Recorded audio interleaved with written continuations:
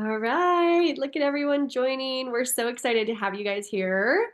Welcome to our free webinar, um, a dozen or so ways to keep your site secure. We are so honored to have Andrew Wilder, founder and CEO of NerdPress with us today. He's our longtime friend and we just adore him. So he's going to be educating all of you on the very important topic of website and online security, which can be causing a lot of bloggers to feel a bit nervous recently. Um, Andrew, thanks so much for being here. We're going to turn the screen right over to you momentarily and let you get started with what is sure to be an amazing presentation, but we just wanted to cover a little housekeeping before we turn the time over. We will be publishing this recording as a replay in the Tastemaker Collaborative, so please double check your Zoom settings and make sure you are muted and your camera is off throughout the duration of the webinar. And if anyone has questions throughout the presentation, please feel free to drop them in the chat.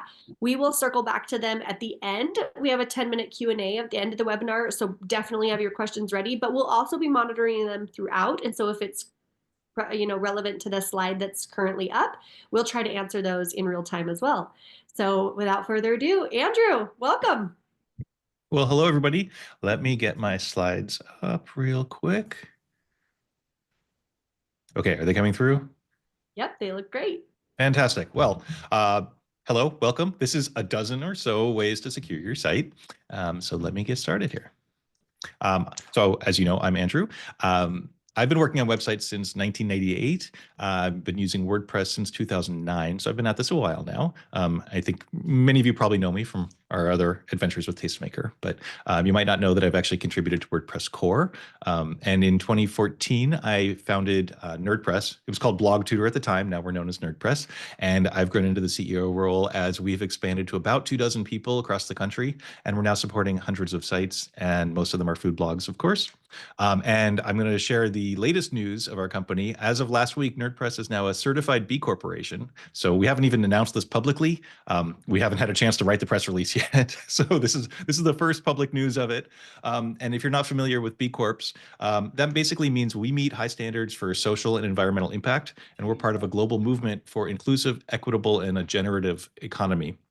So we just completed the certification process. This is a third-party certification, and we're actually now legally a benefit corporation. So NerdPress now exists to serve all of our stakeholders, not just shareholders. So that means all of you, our clients, and our community, we're here to serve you. So very excited about that. And without further ado, I want to mention you can get the slides for that you're looking at right now. They're on Google Slides. So you can scan the QR code if you've got your phone handy, or just go to nerdpress.net/secure. Give you 2 seconds to get over to that. And ready? Okay. So if you've got a WordPress website, your site is under attack right now. Most people don't believe me when I say that, but just yesterday we set up a client on a new firewall. We were monitoring the firewall. The moment we switched the DNS over to the firewall, we were looking at the firewall graphs, and there were attacks on the site right then. The login page for WordPress is very well known, and bots and attackers go after it all the time. So just because you may think you're a small site or whatever, like they're going after you. It's just all programmatic at this point. So you need to take steps to protect yourself. So let's, at a high level, good security is, it's like the Swiss cheese theory of safety, where you've got lots of slices of Swiss cheese, and if you've got holes in it, if you have enough slices, you're going to get blocked, right? So you never want to have one hole that you can always pass through. So, or the onion model, however you want to, whatever analogy you want to use. So the whole idea of good security is having multiple layers of protection, and that will reduce your risk as much as possible. The challenge is it's always a balancing act, because you want to maintain the protection with the usability. You know, if your site were to be 100% secure, absolutely guaranteed, even you wouldn't be able to log in. And that's not very functional. So somehow you're going to have to be able to balance that and use strong passwords or whatever. And we're going to talk about different techniques there. But if you're too restrictive, you won't be able to do it. But if you're not restrictive enough, your site could get into trouble, or you could have other problems. So it's not actually that hard. So yeah, let's dig in. Number one, don't scan random QR codes. Now, if I was in a room with all of you, I probably would have gotten a big laugh, but that's okay. So the thing about QR codes is it's like clicking a hyperlink that you can't see. So it could take you to a malicious website. And if you trust the source of the QR code, like I hope you trust me, and if you scanned my QR code earlier, you're fine, don't worry. But what's been happening now is like we've gotten accustomed to seeing QR codes out in the real world, like on menus. During COVID when restaurants were putting that out, so you could scan the QR code and get the menu, or like at a gas station to get whatever information. So um, the trick is some malicious actors are actually taking stickers with a QR code for a different URL and putting them over the real world ones. And so when you scan it, you actually go to a website that's designed to attack you. So don't trust random QR codes. So beyond that, I always like to start with backups. Um, don't rely on your hosting company for backups. You may work with the best hosting company on the planet, but that's still one single point of failure. And I know a food blogger a few years back. She worked with a company, a little hosting company in Las Vegas. And one day she went to log into her website and it was gone. And the hosting company was gone. And all of her backups were gone. She had nothing. She had to spend years rebuilding her site from archive.org and her Word documents to try to get her site back. So don't trust, like host backups are great. Like if you're with Big Scoots, their backup system is fantastic, but that shouldn't be your only source of backups. And when you're making backups, you want to make sure you're getting both the files and the database. You need both of those components so that you can rebuild a site. And then it's key to make it automatic and offsite, so you're not storing it on your server, and redundant. With NerdPress, we always set up two different layers of backups with two different systems and store them in different places. That's how important the backups are. And the key is automatic. Like if you're like, oh, I'll do it when I remember, you're going to forget eventually. And the nice thing about making it automatic is it just works. You don't have to worry about it. So let's talk about passwords. Everybody's favorite subject. So the most important thing about your passwords is that they be strong and unique. How many of you, I know I can't see your hands, but raise your hand if you reuse passwords. Okay. So here's the trick with that. If you use a password in multiple places, if one of those services gets hacked, hackers can take your password and try it in other places and actually get in. A few years back, like Target's password store was hacked. And if you reused a password from target.com, right, then they could use it elsewhere. So it's really important you don't reuse passwords from one system to another. And it's also important the passwords be strong. I've got a couple examples on the next slide. I want to make sure you never send passwords through email. Like if you're working with a support company or somebody's helping you out with your site, don't email a password. What happens there is your password is sent in plain text because email isn't encrypted. And then that password sits in your email archives and that other person's email archives forever. And if they get hacked and they just search password, they'll probably find the emails with all the passwords that have been sent, right? So don't ever send a password directly in plain text through email. When working with passwords, you want to store them securely, and we'll talk about that in a minute. And then I also want to call out that your email account is really critical. If somebody gets into your email account, they can reset passwords on everything else, right? Your email is your digital life. So really, really, really important to use an extra strong password on your email account. Speaking of strong passwords, we see a lot of passwords at NerdPress because we have to work with our clients' passwords. And it's pretty amazing how many times I've seen something like butterfly 27 exclamation mark. And they capitalize the first letter, right? Because you have to have the capital letter. But hackers know this. They know that humans tend to capitalize the first letter and you put the numbers at the end and you put the exclamation mark at the end. And that's what a lot of people do. So anything there on the left is a pretty weak password and be very easy to guess. So instead, you want to use a strong password, which is at least 12 or 14 characters and a whole bunch of random characters. Now, you won't ever be able to remember all that. So that's why you need to use a password manager. I've listed a couple of really good ones. The idea of a password manager is you store all of your passwords for your services in one vault, and that vault is encrypted, and you have one primary password that unlocks the vault. So you have to use one extremely strong password for that and make sure that is secure, but then you only have to remember that one. So here are a couple popular ones. 1Password, Bitwarden, Dashlane, KeePass. Dashlane has a free version that's very robust. I'm sorry, it's Bitwarden has the free one. 1Password is also really good cross-platform. I think 1Password is really popular for Mac users, especially. And one caveat, I would recommend not using LastPass. They're pretty popular, but they've actually been hacked a few times. They have a culture of security that's, I'd say, not what's the word? Suboptimal. So so I would not recommend using them. Two-factor authentication, most of you are probably pretty familiar with this. That's where you get like a 6-digit code, or there's other ways to do it, right? But the idea of two-factor authentication is you have something you know, which is your password, and then something you have, which is like your phone or your laptop with a fingerprint reader. So between those two things, that makes security much, much, much stronger. Really important to use it with your email. As we said before, if somebody hacks your email, they can reset passwords and everything else. Use it with your email, use it with your website. The two-factor plugin is really good for WordPress. We've seen so many Facebook and Instagram accounts get hacked lately. Make sure you've got the two-factor authentication enabled for that. And basically anywhere else you can turn on two-factor authentication, please do. There's different types of two-factor auth. The most common one is SMS or text messages. That's where they just text your phone a 6-digit code.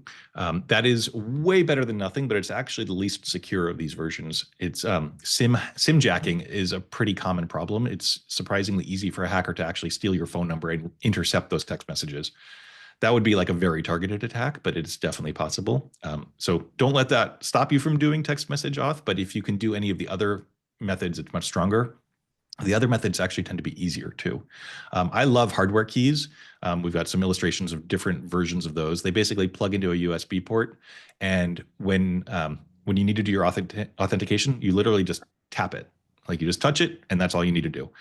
Similarly, fingerprint reader on your computer or Face ID, any of those things work really well. And then passkeys is a newer version of that. That's kind of like Windows Hello.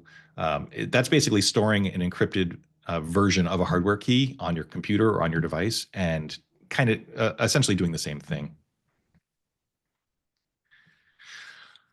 Okay, so one of the ways that sites get hacked is outdated software. This is one of the most common problems. The trick with WordPress, this is sort of a double-edged sword. Everything with WordPress is open source. So when a new security vulnerability is discovered and then they fix it, the old version of the code is there, and hackers can compare the difference and see what was fixed and what the vulnerability was. So if you're running the old software, they can go after your site and try to take advantage or exploit that vulnerability.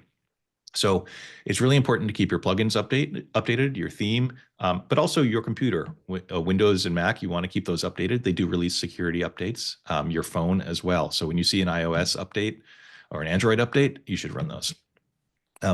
Another thing you want to do is, if you're not using any plugins, go ahead and keep those, delete those. That's less work to stay updated. Phishing has become more and more and more of a problem these days. Couple of key things: never give out your information unless you initiated the conversation.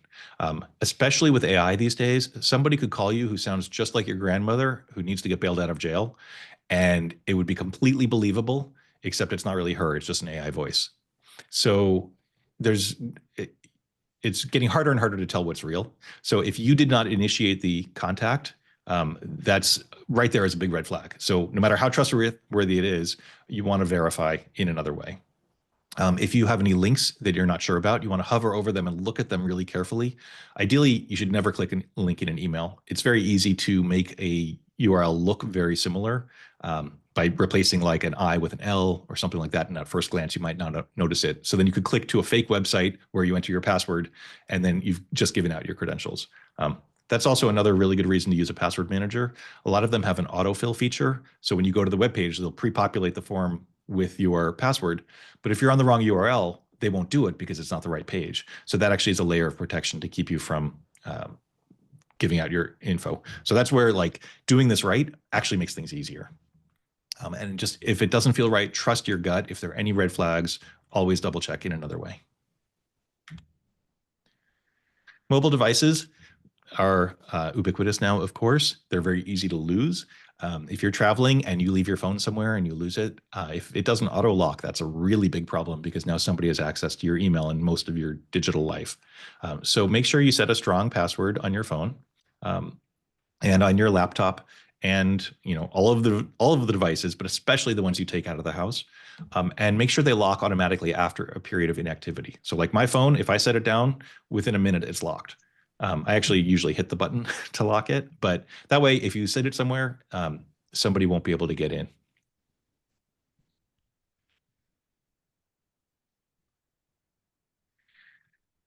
Security plugins. So let's talk about securing WordPress specifically. There are a number of different ways to do it. So we can add multiple layers. You can start with a security plugin. We have three different multiple strategy plugins, what I call them here. So WordFence and iTheme Security are probably the two most popular. Security is one we use at NerdPress. It actually doesn't do as much protection as it does do scanning and notification if there are issues. You probably only need one of those three. You wouldn't want to install WordFence and iThemes. One of the things you also want to do is stop brute force password attacks. Since your login page is well known, because it's just wp-login.php, you want to password bots can hammer that guessing passwords. And if they can do it often enough and fast enough, they could eventually maybe crack the code. So using a plugin like Login Security Solution or Invisible reCAPTCHA will basically stop them after a certain period of time. At NerdPress, we use Cloudflare's managed challenge page. So when you go to the login page, it pops up a managed challenge on the site. And if you're a bot, it's just going to stop you right there. And so that's going to slow you down. And we also use some rate limiting features with Cloudflare. So if you hit that too many times, Cloudflare is just going to block it. So we do it for NerdPress clients, we do it using Cloudflare. And then we also really recommend having two-factor authentication here as well. And the official two-factor plugin is a really good one that works well with all of the or many of the methods I mentioned earlier. So you can do the one-time passcodes with an authenticator app, or you can use a hardware key. Web application firewall. So this is a service that sits in front of your server. And when a visitor goes to your site, the traffic actually hits that service first. And then if necessary, it'll continue on to your server. So this basically acts as a firewall or a block to filter out bad traffic before it reaches your server. Additionally, a lot of these services have speed benefits. So we use Cloudflare with, and I know many people are using Cloudflare now. Cloudflare also provides speed benefits because it's a content distribution network as well. So they have over 300 data centers around the world. And when the traffic hits their server the first time, it'll go back to your server, get your website, get that web page and all the resources like all the images and the style sheets, and then they'll store it at their data center locally for the next person who comes along. So that reduces a lot of the round trip time to download your page, and it also reduces load on your server. So Cloudflare is probably the most popular at this point. The security firewall also does a really good job of that. Especially when traveling, I'd recommend you consider using a VPN. That's a virtual private network. And what that means is your device, whatever you're on, your laptop or your phone, creates a dedicated encrypted tunnel to another server that then connects to the internet. That's really important if you're on public Wi-Fi. So if you're at Starbucks or if you're at the airport and you connect to the Wi-Fi, you might not really be connecting to the real Wi-Fi. You might be connecting to some malicious Wi-Fi that has the same name. And you might never know it because they're gonna serve as a proxy and intercept all your traffic. So you want to make sure that all of your traffic is encrypted. So even if that happens, they can't actually sniff out any of that. Two of the more popular services are NordVPN and ExpressVPN. Those are third parties where you pay a monthly fee and you install their software. And then when you connect to their services encrypted, and then it goes out to the broader internet. If you want a lightweight free version, Cloudflare Warp is a great tool. It's this is sort of a special mention because it's not truly a VPN, but it does serve to encrypt your traffic because they connect you encrypted to the local Cloudflare data center near you, wherever you are, and then it continues on to the internet. Another cool trick, I just learned about this one, is to use your own home router as a VPN server. So if you're lucky enough to have a router that has software that can act as a VPN server, it might be called OpenVPN or WireGuard is the newer one. You can set your router up at home to be that server, and then you install the client software on your laptop or your phone. And then when you're out and about in the world, you're actually connecting to your home network first and then using your home's internet access. So I'll be in Chicago and I'll check my IP address and it says I'm in Santa Monica because it's using my home internet. So I really love this because there's no extra cost. And also I trust it. Like when you're hiring a third party, you have to trust that they're doing the service that they say they provide. So I'd only use a larger, more reputable company in general. But for me, I'm in total control over my VPN. I know it's going to my home network and I know I'm going to be safe. And I saw Cheryl's comment yes, that's a great tip. Don't use the USB ports at airports for charging. Don't just plug your device into any USB port there because that could also be physically hacked. So if you're going to charge, find an outlet and plug in your adapter. This is a big one that we don't think about a lot because we're on our own device. It's not like we're on a library computer, but it turns out that session hijacking um, is responsible for at least 50 or 60% of the WordPress hacks. That's a really tiny URL, sorry, but that's a link to a report where they basically said 60% of hacks in 2023 were from session hijacking. And what that means is when you log into WordPress, there's a cookie that's stored on your computer locally that basically says, "Hey, I'm logged in." So that way you don't have to log in every time you want to do something, right? That stores your session or an authenticated session. And it's possible under some circumstances for a hacker to actually steal that cookie from you. We had this happen with a client. I think it was in 2023. We got alarms going off in Slack because all this malicious activity was happening on a client site. And when we looked into it, we found the attacker never even went to the login page because they had somehow gotten a cookie from somebody's VA, and they got the cookie and they went right to the plugins page and installed malicious code. So that was quite alarming. So the way to protect yourself from this, it's really easy. When you're done working, log out. That will invalidate the cookie. So even if somebody stole it from that session, it won't do any good. And then when you log in again, it's going to create a new cookie that's different. So if you're working at a coffee shop, you're using a VPN, but also make sure when you're done working and you're leaving, just click the log out button from your site. I have a bonus idea. This is the or so in our title. You might want to consider getting a cybersecurity insurance policy or a crime policy. Crime policies in particular are pretty inexpensive, and this could protect you in the event of you being hacked. These policies will cover like social engineering stuff. So if you click a malicious link, so this is something like NerdPress carries a cybersecurity policy. Obviously, the stakes are very high for us because we have logins to hundreds of sites. But many of you have big sites. Maybe you have a team of people. Maybe you're really diligent, but maybe your VA isn't. So having one or both of these can really be an added layer of security. So if something bad does happen, you have a way to recover financially.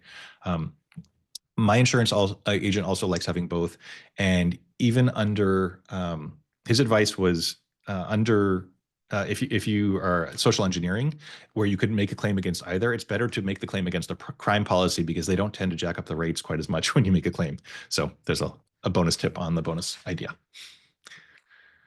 All right. I think that was it. I hope that wasn't too painful. I know security isn't that sexy, but it's so important that I get pretty excited about it. Yeah, I guess we're ready for some questions. I'm looking here to see. I think it's great. I was going through a lot of the things that you were talking about, and I was like, oh, I need to do better at that. So, okay, we're going to ask a few of the questions here, Andrew. Garrett said, WP login. What about changing the WP login default page to a different one and/or using fail to ban on Linux server? Both good ideas. I don't think they're necessary, depending on the other services you have. But the first one about moving the login page, moving the default login page can be really helpful. Technically, that's security through obscurity. Like there's still the login page, right? Sorry, I just noticed that Nelly is in the waiting room. We should probably let them in. So it's good, but they may still be able to find where the login page is. But it definitely does add a layer of protection. It does help protect against those automated attacks. And fail to ban, that's basically a type of firewall. So if you don't have a proxy firewall like Cloudflare, that definitely can be helpful. Perfect. Thank you. Tammy said, are you suggesting we log out of WordPress? Yes. Yeah. So you write a blog post or you edit it. When you're done, go up and click on the top right corner and click on logout. Perfect. Thank you. Cheryl just she said not to do this. So we want to double check with you, our expert, not to use USB ports at airports. Yep. Great advice. Great. Morgan just jumped in and said that WPS hide login has been the easiest plugin that handles moving the login in recent experience, just in case Garrett was wondering. Yeah. And Morgan, thanks. And then thoughts on iOS native password storage. I've never heard anything bad about it. Um, I, for me, I like having something that syncs between my laptop and my phone. So if everything synchronizes, it's easy, right? So if you're using a Mac and I think that's the same tool, right? That's Mac's. Um, yeah, just make sure you have a really strong password or way to secure all of that. Okay, let's see. Looks like um, one password has been suggested by a couple of people that they really like, and also M Secure. Do you like both of those? Love one password. That was my top rec. I haven't heard of M Secure, but Tammy, if it's working for you, then great. You know, with all of these things, there are many tools out there. And like with WordPress, there's many correct ways to do things. So just because I suggest something doesn't mean it's the only way. It just means it's something we found that works well. So if you've got something that's working well for you, awesome. Love it. Well, I think those are the questions. Does anyone else have any other questions before we wrap up? Andrew, thank you so much for taking the time to talk to everybody. And, it's kind of security is kind of like taxes. It may not be the most glamorous, but it has to be done. And we need to be aware as business owners. So we appreciate you coming in and really discussing that with us. Um, so again, thank you. Always informative. Where can our listeners get in touch if they'd like to learn more about website security or connect with the NerdPress team? Oh, I'm glad you asked. You can find NerdPress at nerdpress.net. If you can convince the guy who owns .com to sell, please let me know. But in the meantime, we're at nerdpress.net, and you can email us at support@nerdpress.net, and that'll get to me or to our sales team and our support team, and we can help you out. And so if you have any questions on security, we're happy to help out. Or if you want to know more about how we can help specifically, now you know where to find us. And I will just give a small testimonial that I've been with you, for 4 years, 5 years. And Oh so I yeah. don't even think about this stuff anymore because I'm like, Andrew's got it, but I should be more aware of doing those things. But just to say that your team is very on top of helping with anything I need and very generous in their um, willingness to share. And anyone who was at Tastemaker probably saw that as well. Your whole team is right there ready to help. So if you need anything, reach out to him and his team. Andrew will be happy to help you. And if you're interested in meeting with NerdPress in real life, because they always have the best experience, I will not spill Andrew's secrets for 2026. They are so exciting. And you know we're how hard, right? we're working on something really cool for this January. Yes. Very, like the coolest thing. Yes, it's going to be amazing. I So, know. Like Candace, you can't tell everybody yet. It's not a done deal, but it like I've got to like it's really hard keeping Candace and getting Abby and Candace to keep a secret. I will tell you. So, well, it's probably easier to keep Abby. I just get so excited. So, but as always, you guys will be warm and welcoming. So, if you'd like to meet them in real life, we'd love for you to join us at the Tastemaker Conference 2026. It says 2025 in our notes, but it's 2026 at the JW Marriott Live in January. We're so excited. And we're grateful for the continued support and sponsorship of NerdPress. They're our first to come back every year, and it just means so much to us. And we know they would love to meet all of you and help make sure your site is the best it can be as well. So keep your eyes peeled for our next webinar here in Tastemaker Collaborative. We aim to do one free webinar per month, so you can always count on us for education and support wherever you are in your food blogging journey. So we'll see you next time. Thanks, Andrew. thank you. Appreciate it.